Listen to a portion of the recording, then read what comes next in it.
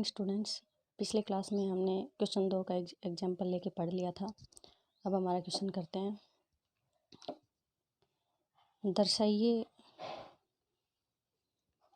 दर्शाइए कि कोई भी धनात्मक विषम पूर्णांक 6q/1, 6q/3, 6q/5 के रूप का होता है जहाँ q कोई पूर्णांक है। तो मान लेते हैं कि a कोई विषम धनात्मक पूर्णांक है। तो जब 6 को a में डिवाइड करेंगे तो अपने पास आएगा q कोई भागफल और r कोई शेषफल। अब ये r शेषफल किस से छोटा हो सकता है? तो ये शेषफल हमारा 6 से छोटा रहेगा। 0 हो सकता है, 1, 2, 3, 4, 5, यानी कि 6 से छोटा ही रहेगा। अब जो a हमारी संख्याएं हैं वो किस किस रूप के हो सकती हैं? 6q, 6q/1, 6q/2, 6q/3, 6q/4, 6q/5, इन रूपों की हो सकती हैं। ठीक है। अब a हमारा कोई विषम धनात्मक पूर्णांक है।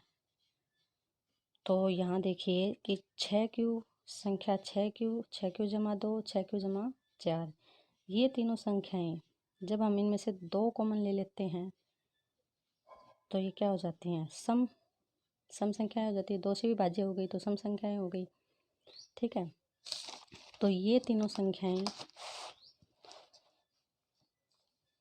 समपूर्णांक हो गए, यानी कि हमारा 6q जो हमारा विषम पूर्णांक है वो इन तीनों के रूप का नहीं हो सकता। अतः कोई भी धनात्मक विषम पूर्णांक 6q/1, 6q/3, 6q/5 और 5 के रूप का हो सकता है। नेक्स्ट हमारा थर्ड क्वेश्चन है। किसी परेड में 616 सदस्यों वाली एक सेना आर्मी की टुकड़ी को 32 सदस्यों वाले एक आर्मी बैंड के पीछे मार्च करना है। दोनों समूहों को समान संख्या वाले स्तंभों में मार्च करना है। उन स्तंभों की अधिकतम संख्या क्या है जिसमें वे मार्च कर सकते हैं? अब स्तंभों की अधिकतम संख्या पूछी है तो यहाँ पे हम क्या करेंगे? HCF। स्तंभों की अधिकतम संख्या निकालने के लिए HCF निकालेंगे 616 और 32 का। ठीक है। अब 616 में 32 का भाग देंगे। 32 से कम 32 बचा 29, 32 निम्मा 288, फिर यहाँ से बचा अपने पास 8। 0 नहीं आया तो आगे करेंगे स्टेप अपना। तो 32 को अंदर लेंगे, 8 चौका 32। ठीक है। अब हमारे पास 0 आ गया। यूक्लिड विभाजन एल्गोरिथम में हम इस दोनों स्टेप को लिख लेंगे। 616 बराबर 32 × 19 जमा 8, 32 × 19 शेषफल जमा 8। दूसरा स्टेप भी लिख लेंगे। 32 बराबर है 8 × 4 जमा 0। अब देखो हमारे पास 0 आ गया। अंतिम भाजक हमारा क्या होता है? HCF। अंतिम भाजक हमारा क्या है? 8। तो 8 हमारा क्या हो गया? HCF। और जो हमारा HCF है वही हमारे स्तंभों की अधिकतम संख्या है। अब आगे क्वेश्चन नंबर 4। यूक्लिड विभाजन प्रमेयिका का प्रयोग करके दर्शाइए कि किसी धनात्मक पूर्णांक का वर्ग किसी पूर्णांक m के लिए m 3m या 3m/1 के रूप का होता है। सॉल्यूशन है। माना a एक धनात्मक पूर्णांक है। यदि b बराबर हम 3 ले लें, क्योंकि यहाँ पे 3 का जिक्र हुआ तो हमने 3 ही ले लिया। अब ये a जो है वो किस किस रूप का हो सकता है? 3q के रूप का, 3q/1 के रूप का और 3q/2 के रूप का। ये हम पिछले क्वेश्चन में भी हम समझ चुके कि ये कैसे आई। ठीक है। तो 3 स्टेप्स हो सकते हैं इसके, 3 टाइप्स हो सकते हैं इसके। 3q, 3q/1, 3q/2। 3q/3 नहीं हो सकता क्योंकि रिमाइंडर इस 3 से ज़्यादा या 3 नहीं आ सकता। ठीक है। अब फर्स्ट केस में पहली अवस्था में a बराबर है 3q, पहली संख्या ले ली हमने, a बराबर है 3q। अब स्क्वायर वर्ग करने के लिए बोला गया है तो हम इसका वर्ग कर लेंगे। a का वर्ग और 3q का भी वर्ग। a का वर्ग a स्क्वायर और ये हो जाएगा अपने पास 3 × 9, 9q स्क्वायर। यहाँ से हमने कॉमन ले लिया 3। ठीक है। 3 कॉमन लेने के बाद अंदर क्या बच गया हमारे पास? 3q square. अब देखो इस 3q स्क्वायर को हमने क्या मान लिया? m। ठीक है। तो इसको जब हमने m मान लिया तो ये कितना बन गया? 3m। ठीक है। m क्या माना हमने? 3q square. ठीक है। अब दूसरी अवस्था में सेकंड केस में सेकंड क्या था हमारे पास, 3q जमा 1। ए बराबर हमने क्या ले लिया, 3q जमा 1। जब इसका वर्ग किया तो ए का वर्ग और 3q जमा ए का वर्ग। अब 3q जमा ए जमा बी, अपने पास फॉर्मूला होता है ए जमा बी का वर्ग। ए जमा बी का वर्ग करेंगे, ए का वर्ग जमा 2ab जमा बी का वर्ग। ठीक है, यहाँ पे ए क्या है हमारे पास 3q और बी क्या है हमारे पास 1। अब 3q का वर्ग जमा 2a और b, ए 3q और b 1 और इस 1 का भी वर्ग। अब 3q का वर्ग किया तब 3q स्क्वायर क्या हो जाएगा, 9q स्क्वायर और ये 3 दूनी 6q और ये 1 का स्क्वायर 1 ही। ठीक है, अब यहाँ से 9q स्क्वायर और 6q में से हमने 3q कॉमन ले लिया। कॉमन लेने के बाद इसके पास क्या बच गया, 3q और इसके पास क्या बच गया, 2। पीछे क्या हमारे जमा 1। अब इस q से लेकर यहाँ तक का इतना स्टेप हमने क्या मान लिया, m मानने के बाद ये क्या बन गया अपने पास 3m जमा 1। m क्या हमारा q इंटू 3q जमा 2। ठीक है, अब थर्ड केस पे चलते हैं। थर्ड केस है 3q जमा 2।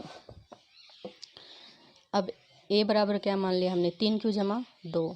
अब ये भी हमारा a और जमा b, वही फॉर्मूला लगा देंगे पिछले वाला ही। तो क्या हो जाएगा हमारे पास 3q का वर्ग जमा 2 इंटू 3q जमा 2 का वर्ग और ये अपने पास हो जाएगा 9q स्क्वायर जमा 12q जमा 4। क्या हो गया, 9q का वर्ग जमा 12q और 4 को हमने क्या लिख लिया, 3 जमा 1, क्योंकि क्वेश्चन में हमें लास्ट में 1 दिखाना है इसलिए उसको हमने 4 को तोड़ लिया, टुकड़ा कर लिया उसका हमने। अब यहाँ से हमने क्या ले लिया, 3 कॉमन। 3 कॉमन लेने के बाद अंदर क्या बच गया हमारे पास, 3q का वर्ग, 3q का वर्ग जमा 4q जमा 1, पीछे वाला 1। अब इतने स्टेप को 3q का वर्ग जमा 4q जमा 1 इसको हमने क्या मान लिया, m। तो ये 3m जमा 1। ठीक है, अब देखो फर्स्ट में क्या आया अपने पास 3m, सेकंड केस में अपने पास क्या आया 3m जमा 1 और थर्ड केस में अपने पास क्या आया 3m जमा 1।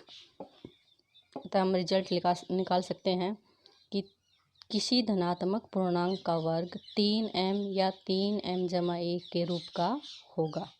नेक्स्ट अगली वीडियो में। नेक्स्ट क्वेश्चन है हमारा क्वेश्चन नंबर 5।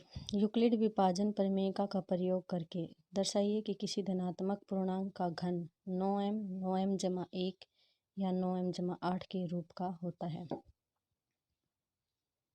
अब मान लेते हैं कि कोई धनात्मक पूर्णांक a है। यहाँ पे भी हम b = 3 ले लेंगे क्योंकि 3 इनमें से कॉमन आता है। ठीक है, अब a में जब 3 का भाग देंगे तो कोई भागफल आएगा q और कोई शेषफल आएगा r। तो हमारी एल्गोरिथम बनती है a बराबर है 3q जमा r। यहाँ पे हमारे पास ये रिमाइंडर है हमारा शेषफल, ये कहाँ तक हो सकता है, 0 हो सकता है, 1 हो सकता है और 2 हो सकता है। तो हमारे पास संख्याएं क्या बन जाएंगी, 3q जमा 0, 3q जमा 1, 3q जमा 2। तो ये हमारी संख्याएं बन गई 3q, 3q जमा 1 और 3q जमा 2। ठीक है, संख्या ए के ये रूप हो सकते हैं। अब सबसे पहले केस फर्स्ट देखते हैं 3q के लिए। a बराबर है अगर 3q है तो क्या होगा, घन के लिए बोला है, क्वेश्चन में क्या बोला है, घन। तो हम इन दोनों का घन कर देंगे, दोनों तरफ घन करने पर a की 3 बराबर है 3q की 3। 3q की 3 को क्या लिखेंगे, 3 तिया 9, 9 तिया 27, 27q की 3। अब यहाँ से 9 हमने कॉमन ले लिया, अंदर क्या बच गया 3q पावर 3। अब इस 3q 3 को हमने क्या कर लिया, m मान लिया। तो हमारे पास क्या आ गया 9m। ठीक है। फर्स्ट केस में हमारे पास रिजल्ट क्या आया, 9m। अब आगे चलते हैं, सेकंड केस देखते हैं अपना। सेकंड है हमारे पास 3q जमा 1, ए बराबर कितना हो गया, 3q जमा 1। ठीक है। अब इसका भी घन करेंगे तो ये हो जाएगा हमारे पास 1 की 3। अब देखिए यहाँ पे इसका जब घन करेंगे तो a जमा b का घन, हमारे पास फॉर्मूला होता है हमारा ए जमा बी बोलो या x जमा वाई। ठीक है, x जमा वाई का घन, x का घन y का घन जमा 3xy इंटू एक्स जमा वाई, ये हमारा फॉर्मूला है। इस फॉर्मूले में पुट कर देंगे हम इसको। ए क्या है हमारे पास 3q और यहाँ पे बी क्या है हमारे पास 1, तो 3q का घन 1 का घन और 3 इंटू क्यू, बी क्या था हमारे पास 1 और 3q जमा 1, 27q का घन जमा 1, 3 तिया 9, 9 तिया 27 हो गया ये, और 1 का घन 1 ही होगा, और ये हमारे पास हो गया 3 तिया 9, और अंदर है हमारे पास 3q जमा 1। अब इसको एक बार फिर से लिख लेते हैं, 27q का घन 1 जमा, यहाँ से इतने पार्ट में से हमने 9 कॉमन ले लिया, इस q को अंदर डाल दिया। ठीक है, तो ये हो गया 3q का स्क्वायर और जमा q। अब इस सारे में से हमने 9 कॉमन बाहर निकाल लिया 9 को, तो क्या बच गया यहाँ पे 9 बाहर निकाला तो 3 9 तिया 27, 3q की पावर 3, और अंदर क्या बच गया हमारे पास ये 9 तो बाहर चला गया और पीछे वाला ऐसे का ऐसे। अब इस 9 की जगह पे जब ये 9 बाहर गया तो इसकी जगह पे क्या हो गया हमारे पास +1। ठीक है, तो 3q 3 जमा 3q का वर्ग जमा q, इस सारे को हमने क्या मान लिया m, और ये हो गया हमारे पास 9m जमा 1। सेकंड केस में अपने पास आ गया 9m जमा 1। अब थर्ड केस, तीसरा हमारे पास था 3q जमा 2, ए बराबर 3q जमा 2 हो गया, दोनों का घन किया, वही फॉर्मूला यहाँ पे लग जाएगा, तो हमारे पास हो जाएगा 3q का घन जमा 2 का घन जमा 3 इंटू 3q जमा 3q गुणा 2 और 3q जमा 2। ठीक है, अब ये हो गया अपने पास 27q की पावर 3 जमा 8 जमा 19, 3 तिया 9 और 9 दूनी 18। ठीक है, और अंदर हमारे पास है 3q जमा 2। इसमें भी ऐसे ही q को हम इस q को हम अंदर लेके गए, 27q की 3 जमा 8 जमा 18 जमा 3q का वर्ग जमा 2q। ठीक है, अब यहाँ से हमने 9 कॉमन ले लिया,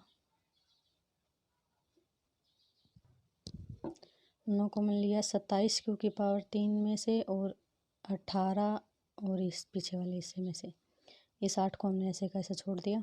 ठीक है, इन दोनों में से हमने 9 कॉमन ले लिया तो अपने पास आ गया 9 बाहर, 3q की 3 जमा 2 और ये 3q स्क्वायर जमा 2q और ये 8 हमारा लास्ट में।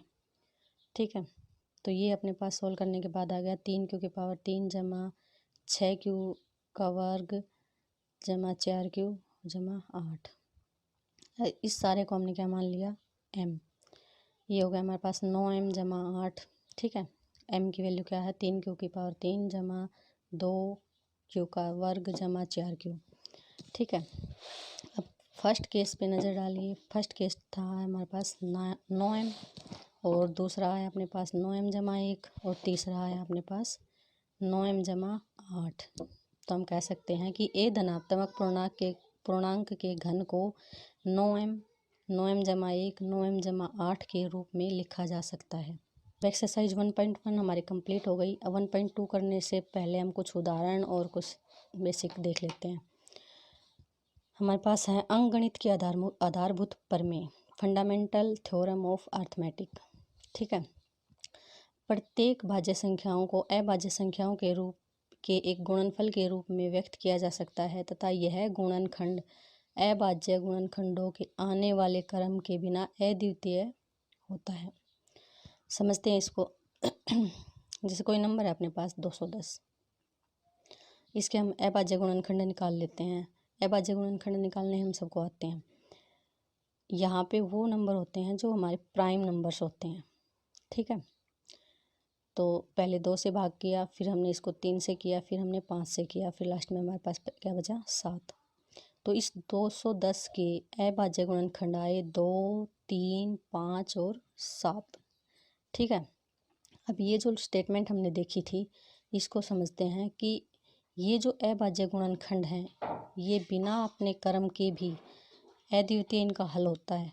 मतलब अगर 7 पहले कर दें और 2 बाद में कर दें, 5 को पहले ले आएँ या 3 को पहले ले आएँ, तो भी हमारे पास रिजल्ट लास्ट में क्या आएगा 210। इनका मल्टीप्लाई हम आगे पीछे करके करें या छोटे से बड़े की तरफ करें या बड़े को छोटे की तरफ करें।